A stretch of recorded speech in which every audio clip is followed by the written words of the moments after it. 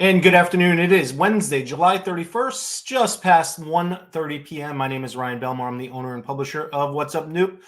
Mr. Frank Prozich joins me. Frank, how are you? I'm doing fine, Ryan. How are you? I'm doing okay. Big And day today. You know what today is? today is July 31st.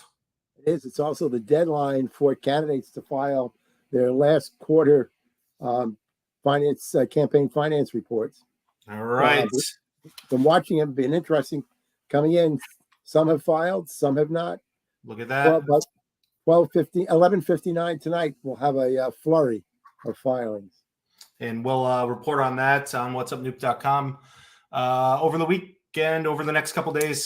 Today, we're talking about schools, and we're in the midst, I would say, probably the middle of the summer. Let's see what she calls it right now. She is Newport School Superintendent Colleen Jermain. Are we halfway through the summer? At least. Yes, we are. It's the busiest time of year. So we're good. Excellent. Before Frank dives into this, I want to let people know this is live on social media or website. If you have any questions, comments, thoughts, drop them in the comments. And while Frank's doing the interview, I'll keep an eye on them. We'll get to as many as we can as Frank allows. So we've got about 1,000 questions. So we've had a number of people who sent some stuff in. I want to share those up front. But the first thing I want to ask is, yesterday, I believe you had another mediation session with the teachers. Yes, we did. And we're going to keep going forward. We haven't come to full resolution on things, so we still have some items to discuss and review, but we're going to be ready and can't wait for the start of school. So we're good. So what's this next step in the process? The next step in the process is most likely we'll have another date set for us in the future to come to the table and to discuss some of the, I'll say, items that there's an agreement on at this point in time. Has there been agreement on any items at this point? We came very close, extremely close yesterday to some things, but not enough to say we're done. So we're getting there one day at a time. Is there anything in this process that might disrupt the opening of schools at all? Absolutely none. No, we're good. All our teachers know their assignments. Our teachers, we have professional development sessions going on right now. We have teachers enrolled in our multi-language learner certification program. We have 10. We'll have another cohort signing up in November for our, just for the teaching strategies and everything. We have 104 teachers that have signed up for different professional development opportunities. We're very proud of that. And I'm very proud and appreciative of the teachers for getting ready for a new school year.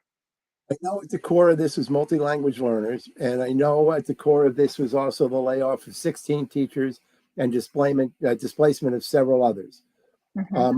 Has anything changed with that?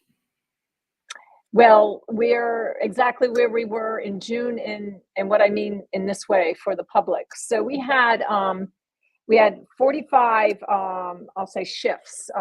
We had involuntary transfers, which were approximately, I think if my memory serves me correctly, it was 32. And then we had 13 displacements. And for the public to understand that, that means positions that were eliminated or were no longer keeping. 13 teachers were impacted by that. 32 teachers were involuntarily transferred. The majority of those teachers are still in the same buildings, in their same positions. It was just a name change for their position. And here's for example, if you're a 7th grade math teacher at Thompson, your new title is Secondary Math TMS.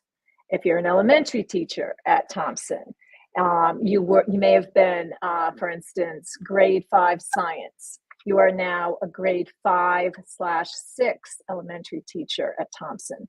And the reasoning for that is, and we've had discussions before about this, it gives more flexibility to the school principal and the teachers as far as not having to apply for new positions. They can just simply be moved and not have to go through a job selection process. So that process was put in place. The involuntary transfer was the same thing for retitling the classes. And then for some, the other involuntary transfers are, Frank, what you alluded to and said. It had to do with multi-language learners and those that have multi-language learner certifications. The majority of those teachers, we renamed their positions and they stayed in the same grade level. Not all of them, quite a few of them did. And some of those people, because either a grade got eliminated, for instance, at Pell, we had to shift a teacher down to another grade level. And then in the other school, we had teachers who had the certification and we needed to put them in the classroom with our students because of the high numbers. So all of those teachers, they all have jobs, they all know their assignments, and as I said, we're ready to move forward for the school year.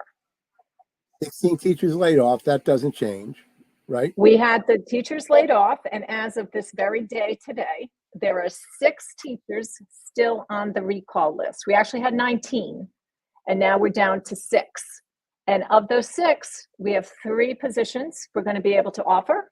And we put in for a grant over the summer, and I want to congratulate Director Patty All for getting that all together, working with our HR Director, Tracy Jakes, and I believe Candace Andrade in Special Ed, and Ronnie Lee Mooney, our Director of MLL. They put together a grant. RIDE put out an RFP, I'll say, for a grant, and we have put in for 3 positions, and we're keeping our fingers crossed and hoping for good news on Friday. We may get 3 additional RIDE funded positions. These are all coaching positions. And I emphasize that because I think one of the other things that have been concerning to some people about reading specialists and reading coaches is that we are moving away from the reading specialist model because we find the data is showing us and the research is showing us. And I think RIDE is just kind of reaffirming the actions we're taking, that the coaching is very important for our teachers. It's about working with the teachers to help them in the classroom as far as implementing the instruction, and especially where we're all learning the new science of reading and literacy. It's very, very important that we have, teachers everyone needs a coach. I need a coach. Everyone needs a coach. You need a coach to give you some professional development feedback and help you to improve your game. And we're very lucky that we had teachers here that applied for that. And we're keeping our fingers crossed that on Friday, we'll have a grant awarded 3 positions. And if that comes to fruition, every teacher will have a position. So let me be clear in my mind. So, okay. So the 16 teachers, we have found places for 13 with 3 that are pending this RIDE grant. But we had 19 laid off. So we had 19 laid off, and all but 6 at this very moment have jobs and have been called back to a job. We have fulfilled our promise that if they're not certified for a position and they're willing, the district will emergency certify a teacher to make sure they have a job. Where do the 13 remaining displaced teachers whose jobs were eliminated? Is that part of the 19? They all have jobs. Nope, that's completely different category. Right. They went to the job placement process. So that's a process in which they can bid on a position in which they're certified, and they all have jobs. They had jobs before school got out. So the net in terms of lost positions or jobs is right now we're looking at 6, potentially 0. Correct. Right. Okay. Our goal is 0. Yeah. It's a bit confusing. Let me share some questions that we've got from some people. This comes from an individual, sure. And he wrote this. What are the possible effects on the makeup of the school building committee of the upcoming election? Then should Ms. Bowden not be reelected to the school board? Does that mean she could no longer serve as co-chair of the SBC? Another question for the superintendent. Does the SBC? Well, let me do that one first. So yeah, let's do one at a time. All right. The school building committee chair does not have to be a member of the school committee or an elected official. So the answer to that is yes, she would be able to remain as the chair. Question number 2, does the SBC continue to serve after the new Rogers building is turned over to the owners, June 2025, or do they remain in place authority until the project building grounds remediation is complete? They remain in place until the project is completed. So they remain in place. And just to be clear, there are certain, for the public again, there are certain positions and there are certain roles that must be on every school building committee panel. And those are appointed by the school committee and then sent to RIDE for final approval. So I want to come back to the others in a minute because they kind of dovetail with some of the other questions that I had. First of all, just an update on Rogers. Is the project on time? What do the finances look like? And and in the fall, will the students be disrupted in any way by the construction? Okay, so let's start with the students. They will not be disrupted. As a matter of fact, the whole east side of the gym is now completely down. The rest of it is being torn down as we speak. And the goal is within the next 2 weeks to have the demolition completed. Then over by what all of us know as the cafeteria, that walkway will open up again so that students may come in and out. There is no other disruption to the campus or to the classrooms or the students regarding the construction of the building. The building project is moving along well. The glass windows are now put in place. The brick continues to be put on. The interior is being painted. The walls are being finished. One of the things that is still ready to pour is the floor for the new auditorium. We're pausing on that because we have a lot of ceiling work going on in that area right now. So that's what's going on there. Phase 2 of the site work is starting to ramp up a bit.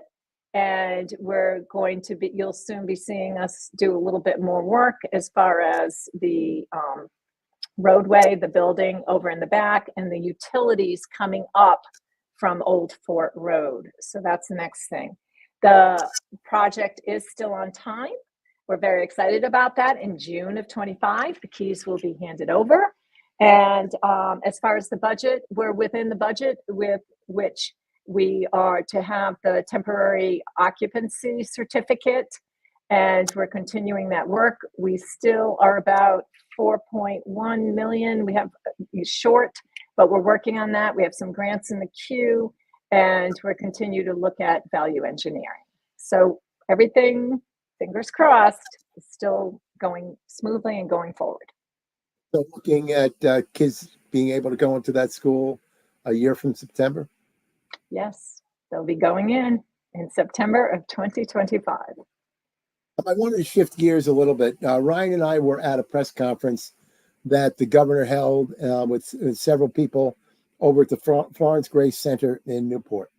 Mm-hmm. And the announcement was the development of a regional learning center, which the governor suggested would be a way of creating a culture of learning. We had Boys and Girls Club represented. We have City of Newport, the town of Middletown represented. We had housing represented. But I'm curious, when this is about education and learning, mm-hmm. where were the school departments? Well, I don't know where the school department was. I believe I was invited and I was already attending another function at that time, and I was out of the district.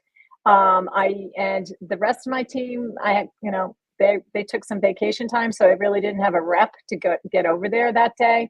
But we're very excited about it. We support it 100%. It's a long time in the making. This goes back all the way back to Working Cities when we started that initiative in Newport. And for those of us that were on Working Cities, this was a dream to have something in the North End at the Florence Grace Center in particular to be able to bring together learning opportunities. And I believe the mayor mentioned one-stop shopping that enables all our residents to have a place to go. I think it's a great collaboration, and I applaud Middletown, the town of Middletown and the city of Newport to coming together for this, because we support it 100%, and we will continue with the governor's initiative of 365 being very active in that, and continuing to make growth and attendance and academics for our students that are participating in it. So we're very happy about the whole situation. Will the school department have any presence or involvement in that project? In the one, particularly at the North End, school departments in particular, we don't have, in other words, I don't have any of my faculty or staff there at this point in time. If they are requested, we will certainly be there, and we'll be there to help, and in any way possible. I know already Amy Grant, I hope I say her name right, over at CCRI, she's been helping with the FAFSA completion, along with Michael Monahan and Evelyn and Anna Gomes over here at Rogers, and they've done a wonderful job. Amy Kemp, and we're going to continue that with them, and that's over at CCRI. But any and all things the schools can help, we definitely will be there. In June, Rhode Island Department of Education ended the bonuses in terms of construction projects. The cosmetology and automotive were not part of this current Rogers plan. Okay.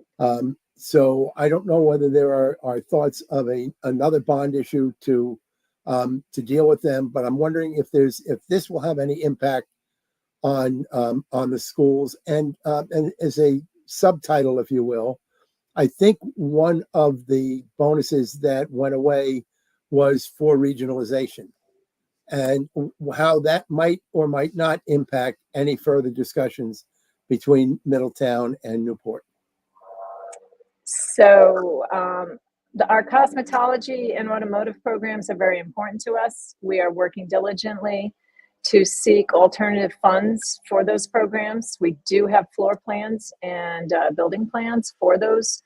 I'll call them plug and play additions for the building, and we're continuing those efforts, and we will be throughout this year. We're hoping to have some positive news. I do not believe the city at this point in time is interested in going out to bond for something like that. And it's approximately, for the public, it's approximately another $6 million for both those programs together. And that's something after we finish the building, after we get that all done, that is like our next focus. And hopefully we'll have good news when we go to open the new school about what we're going to be doing with those two programs. We are seeking already, we have alternative plans for cosmetology and auto if we don't have anything physically in place on the campus. And again, as I said, we're very hopeful that those will come to fruition and be part of our new building project. The bonuses, Newport is still receiving all its bonuses that we applied for, and we will keep working on finding all additional funding as much as possible. So the other question in there was the impact that those ends of bonuses might have on any consideration of merging Middletown and Newport. That's a good question. My response is going to be, we had a pretty good offer before and it didn't come to fruition. So I do think incentives do have to be in place, but I think it's the will of the communities of whether they want to get together or not. With declining enrollment, which is very different than when the vote took place, I would not be surprised to see it back on the table very soon. The strategic plan is complete. And so that gives us a vision of where the school system is going. I presume you have a plan to be able to get there. Yes, we do. As a matter of fact, we already have timelines mapped out. We have a 5-year plan. We have goals at the end of each of them. We have a new portrait of a graduate, career and college readiness. let's say emerging leadership, let's see, problem solving, world, real world responsibilities. And then we also have persistence, ownership and persistence. So we're trying to build at every grade level going forward for the Portrait of a Graduate. The work that our children do in our classrooms will be focused on how they can emerge by the time they walk the stage in grade 12. They have a clear plan about college and career.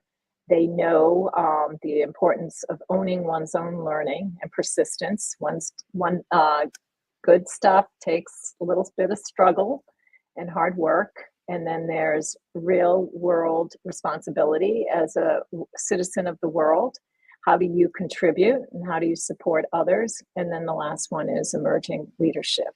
How do we get our young people to understand the importance that you need to be part of the solution and not part of the problem? So those are the things for the Portrait of a Graduate. All of that, and I saw all of that, and they all sound great. I'm wondering if there's another layer behind that that puts some specifics to how you get there. Oh, yes, definitely. We have, so the strategies behind that are that we have a rigorous curriculum. It's starting with curriculum. It's starting with the instruction in the classroom. And that goes right back to our restructuring of coaching of the teacher that's implementing the curriculum, that's teaching the 23 to 24 children in front of them. And then from there, with rigorous curriculum, high quality curriculum, we then make sure we have a welcoming, inclusive, and safe climate and environment, a place where children and young people want to be to learn. And then we want to, and as a school district, we need to strengthen our family and community relationships. Perfect example is what you brought up about the Middletown and Newport North End project.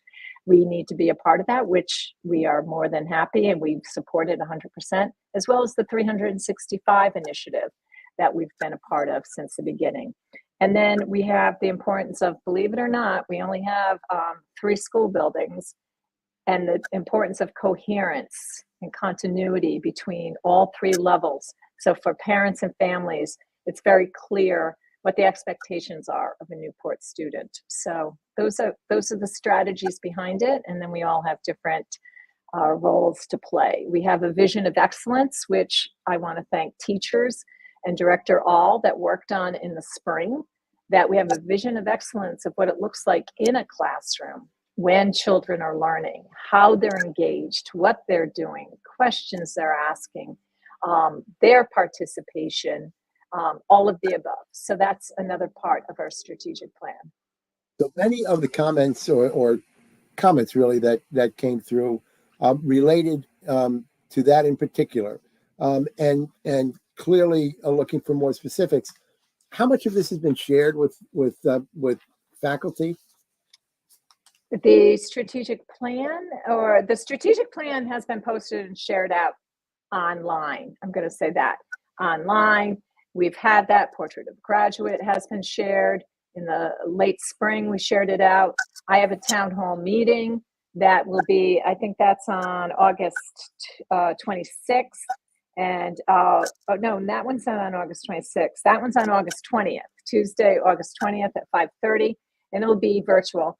And I'll have a town hall meeting so I can share more of that out. We already had a school committee presentation of our strategic plan last spring, and that was all posted and put out, and that's out on our website as well. So slowly but surely, we are getting the word out about the strategic plan and the role and what's going on with it, with not only our staff, but with our community as well. Another question or a comment that came from someone who was a bus driver, and said, I wanted to come back as a driver for a couple of days a week. And the general manager said that he doesn't have anything for me. So they're going to be very shorthanded for the school year. Leads me to the question of how well we're staffed in terms of faculty, and how well we're staffed, I presume faculty, because obviously there are more people than there are jobs at the moment. But bus drivers seem to be a concern across the state? So we hire a bus company, and the bus company hires the employees. So the employees don't work directly for the school department. It's the bus company that works for us. We have not heard at this time that there is a bus driver shortage. And we're in July 31st. So probably in the next 2 weeks, we'll be having more conversations about that as the bus routes are being developed, as we start working with the bus drivers on the routing system. So at this point in time, I am not hearing anything about a bus driver shortage. So let's see. Well, let me look at my list here. Oh, well, let's. Well, I want to go to one that's just kind of a broad one in a minute about when the kids come back into school. What are the changes that they might find, or what's going to be different about the 24-25 school year than there was in the 23-24? Well, most of them hopefully will have new teachers, and they'll be at a different grade level. Some may even be in new schools if they go to 5th grade or 9th grade. I think overall, I think the focus on instruction and curriculum, which we've always had, but I think there's going to be a little bit deeper this year. They'll see that. I do know that our school committee is wanting to have a public meeting regarding cell phones for high school students. And maybe they want to tweak the policy that's already in place so there's less access to cell phones during the school day for students. That's a very draft. We're thinking about it, and we're going to try to set up a meeting to discuss this with parents. And I know that's one of them. We're going to have our back to school bash. And the lawnmower just got here. I don't know if you can hear that. I might have to go close the window in a moment. It's pouring rain. I can't believe he's here. I'm hearing it outside here. A lot of rain. So I'm going to jump back to the cell phones for a moment, because that's a huge issue. The Anxious Generation is a book that I've read. I wish I wrote it, but it's a book that I read, and it's all about the use of cell phones. University of Connecticut has a pilot program that they're developing with some of the school systems, where they are providing pouches to those participating school systems, Stonington being one of them, in which when the kids come into school, they put their phones in these pouches, and these pouches are locked, and they don't have access to them throughout the day. And I know that Stonington and Westerly are meeting to come up with some consistent programming, as well as I know the superintendent in Westerly has actually bought a ton of the books to distribute to many of the teachers within the school system. And so I'm wondering how far Newport has gone in terms of this. So that pouch system, I don't know if it's yonder or not. That sounds very similar to the programming that we are considering here. And we're actually, a few of us are meeting with the representative either tomorrow or the next day. And that's exactly the process that they're looking at. So it sounds very similar. As far as the Anxious Generation, I myself have read that. It is not a book we've had district-wide passed out, but it's certainly a good read for people to understand the children in front of us today and what their expectations are. I think I'm out of questions. Ryan, you have anything?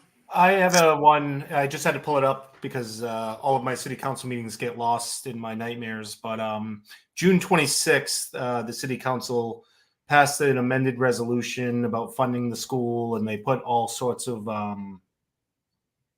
hurdles that Newport school committee, Newport school system had to get through. I just wondered if you could provide an update on that, because they said, hey, we'll give you this money, but you have to do all this. So seeing the resolution on the docket, the school committee was very proactive. We had a meeting the following night, and we've met all the criteria. So I've already put in the request to have the cash put in our account. See that? Easier than I thought. I was just quickly trying to read it again because it's 3 city council meetings ago. Yep. Like to wrap up with 2 things. One, what didn't we get to that you wanted to talk about that people should know? And 2, Okay. a couple. I like to finish the final 5 and some good news. Okay, so let me just, as I mentioned, I'm going to have a town hall meeting. That's going to be on August 20th at 5:30. And I'm going to try to have more of those, virtual ones. We'll record them as well so that parents can stay in the loop. NACTAC, our Career and Tech Center, on Wednesday, August 27th, has its Welcome Back event, and that's at 5 o'clock. Then Thompson Middle School has its ice cream social on the same night, Wednesday, August 27th, from 5:30 to 6:30. And then Pell on Thursday, August 29th, has its student orientation for new students that night. The Newport Community School, thank you, Director Tracy Shea. We're going to have another back to school bash on September 3rd from 3 to 5. So it'll be the teachers' first day to come back, no students. And at 3 o'clock, hopefully we're all going up to the Elks and we're going to celebrate back to school and have the back to school bash. That was a great event. They started last year and hopefully it'll become an annual event. And then on September 4th, it's the first day of school for our K through 12 kindergarten students. As always, we'll have a soft start. They'll have special instructions on how they'll start the school year. And the rest of our students will be coming in on Wednesday, September 4th. We are a community that always starts school after Labor Day. So we'll be coming 35 in. days. 35 days. Sports Sports are yep. Athletes will be on the campus August 12th. So they'll be coming back for fall sports. We've just had we've had a very, very, as I always tell people, summertime, it's from March through the end of October is the busiest time for schools as far as organizing, getting things together, budgets, and the whole thing. So we're very excited. Pardon? Then after that, you take a vacation. Thanksgiving will be here. That's it. All right, Superintendent. Well, we'll talk to you in August, likely right around the welcome back parties and all of that good stuff. Good. But, in the meantime, please communicate anything you want us to help get out to the public. I will, and thank you both. Thank you, Ryan. Thank you, Frank. Happy summer. I hope the two of you are able to get some downtime and enjoy this beautiful weather. Not today. Today, if you like rain, it's great, but otherwise, Good for my plants. All right, Superintendent Jermain, right, thank you very much. That is Superintendent Colleen Burns-Jermain. We appreciate her joining us. She does this on the last Wednesday of every single month here on What's Up Newp. If you missed any portion of the conversation, want to watch it again, you can do all of that on WhatsUpNewp.com. Thanks for watching.